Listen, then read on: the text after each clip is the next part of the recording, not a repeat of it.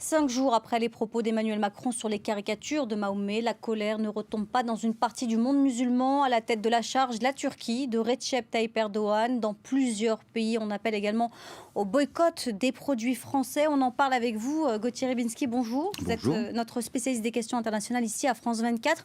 On a vu circuler ces derniers jours des images assez chocs où on pouvait voir, comme on le voit derrière vous, ce boycott des produits français, mais aussi des drapeaux français qui étaient brûlés. Est-ce que ce mouvement est très suivi dans le monde arabe ?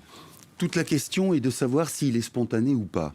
Je remarque que entre la nouvelle publication des caricatures de Mahomet, c'est-à-dire au moment de l'ouverture du procès de Charlie Hebdo, et aujourd'hui, il s'est passé quand même plus d'un mois et demi. Donc ça, c'est un premier doute sur la spontanéité de la chose.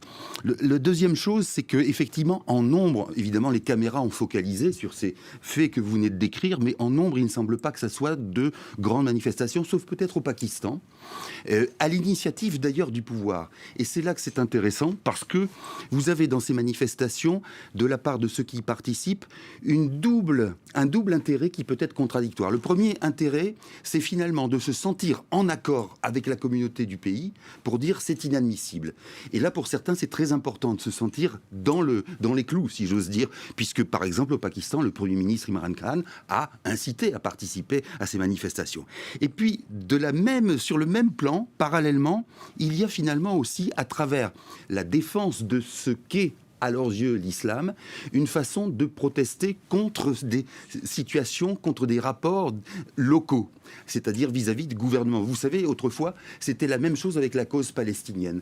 Il y avait régulièrement un chef d'État d'un pays arabe ou musulman ou autre, qui indiquait qu'il fallait défendre la cause palestinienne, et tout le monde se greffait là-dessus, à la fois comme un exutoire, et à la fois comme le sentiment d'être véritablement en phase avec la cause arabe. Eh bien, c'est un peu ça aujourd'hui. Ça n'est pas forcément, je ne pense pas que ça soit une défense bec et pieds et ongles d'une certaine façon de voir l'islam. C'est une façon sociale d'être en phase à la fois avec une révolte et à la fois avec les normes d'une société donnée. Alors, ces dernières heures, Emmanuel Macron a reçu de nombreux soutiens, notamment celui du Premier ministre portugais. Ce n'était pas le cas pour Emmanuel Macron de recevoir autant de soutien. La dernière fois qu'il s'était, on peut dire, un peu accroché avec le président turc.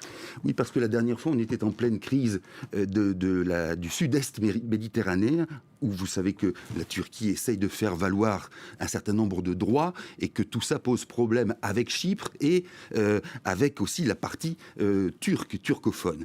Alors là, que s'est-il passé ? Probablement l'idée que les uns pouvaient échapper à ce type de critique, ce qu'ils croyaient au départ, alors que là, ils se disent que finalement, Emmanuel Macron écopant de ce genre d'insanité, ça peut être tout à fait possible pour eux également. Les chefs d'État comme Angela Merkel, ou plutôt de l'exécutif comme Angela Merkel, a déjà pris un certain nombre de volets de bois vert de la part d'Erdogan. Et on le voit aujourd'hui, Erdogan fait en sorte d'intimider celui ou celle à laquelle il s'adresse pour prouver au monde musulman qu'il est quelqu'un qui n'hésite pas à cogner s'il le faut.